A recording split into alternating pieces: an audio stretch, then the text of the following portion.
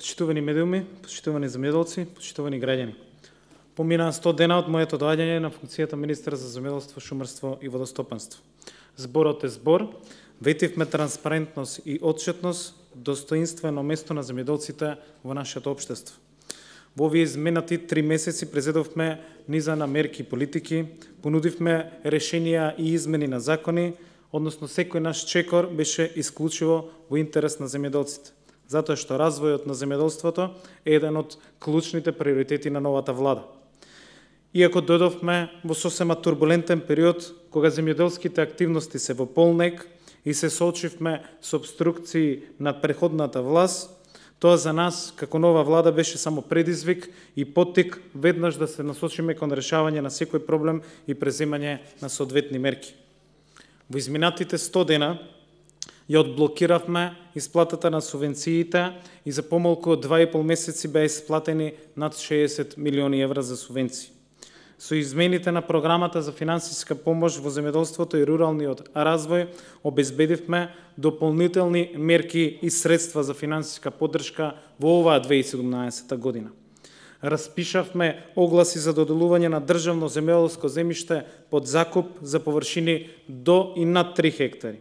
Го продолживме рокот за аплицирање на субвенции за програмата за финансиска поддршка за 2017 година и го продолживме рокот за огласот по однос на ИПАР-2 програмата. Отпочнавме со реализација на долгорочни стратешки политики. Субвенциите се државна мерка, која што со закон им е загарантирана на земјоделците, поради што веднаш пристапивме кон изнаоѓање на решенија како земјоделците побрзо да си ги добијат своите пари, затоа што исплатата доцнеше претходно со месеци. Го решивме проблемот со софтверот за исплата на субвенциите, со што започна самата исплата.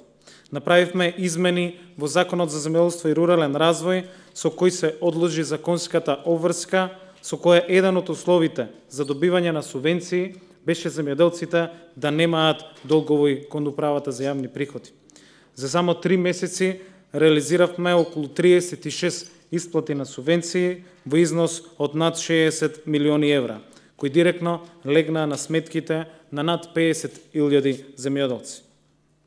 Со цел стабилизирање на пазарот, ублажување на негативните влијанија, но и пред се зголемена поддршка на приходот на земјоделците, со измени на програмата за финансиска поддршка во земјоделството и руралниот развој, обезбедивме нови дополнителни 10 милиони евра за следните намени.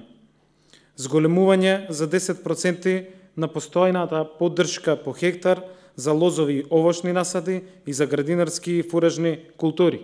Ветивме 20% зголемување до крајот на мандатот, веќе во првите 100 дена реализиравме нашата обврска за 10% зголемување.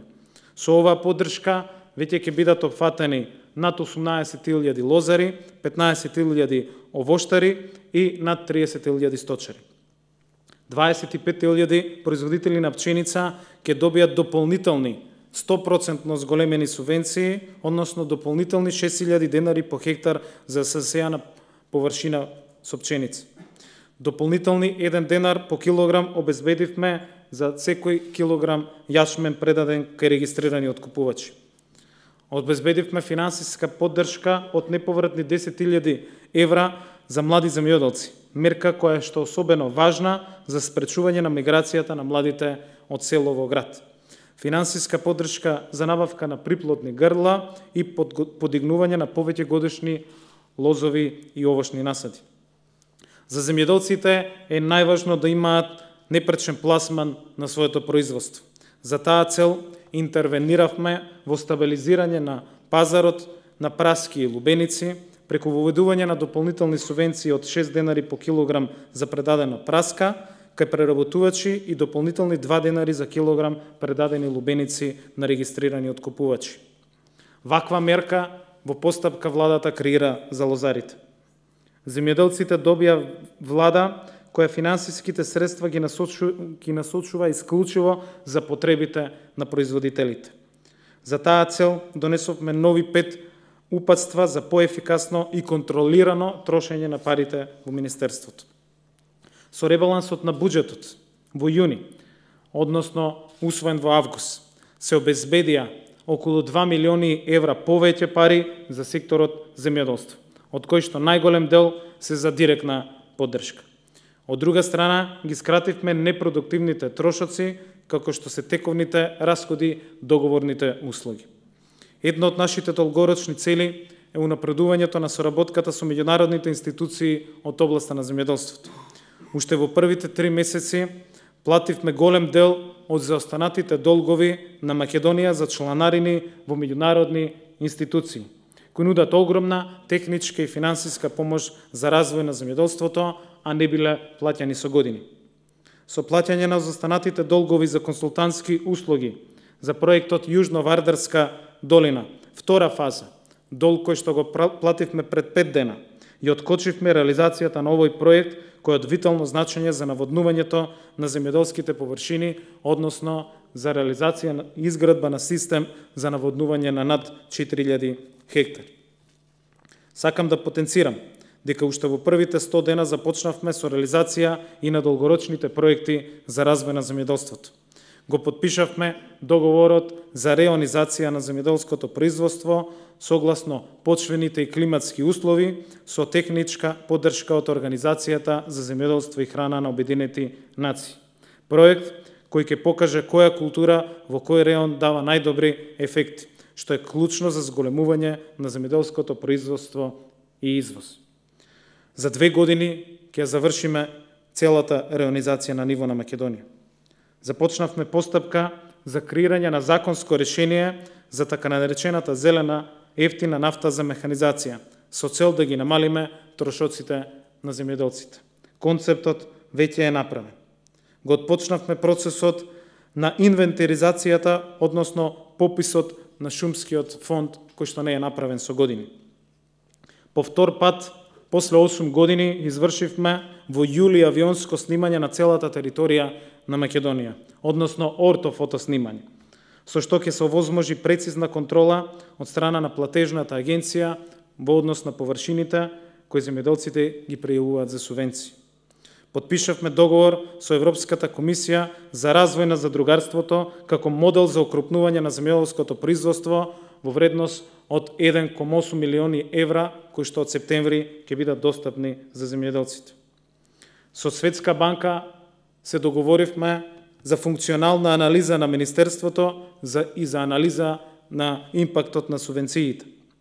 Започнавме процес на подготовка на акредитација на институциите за утврдување на области за инвестиции кои ќе бидат поддржани преку глобалниот климатски фонд на Обединетите нации.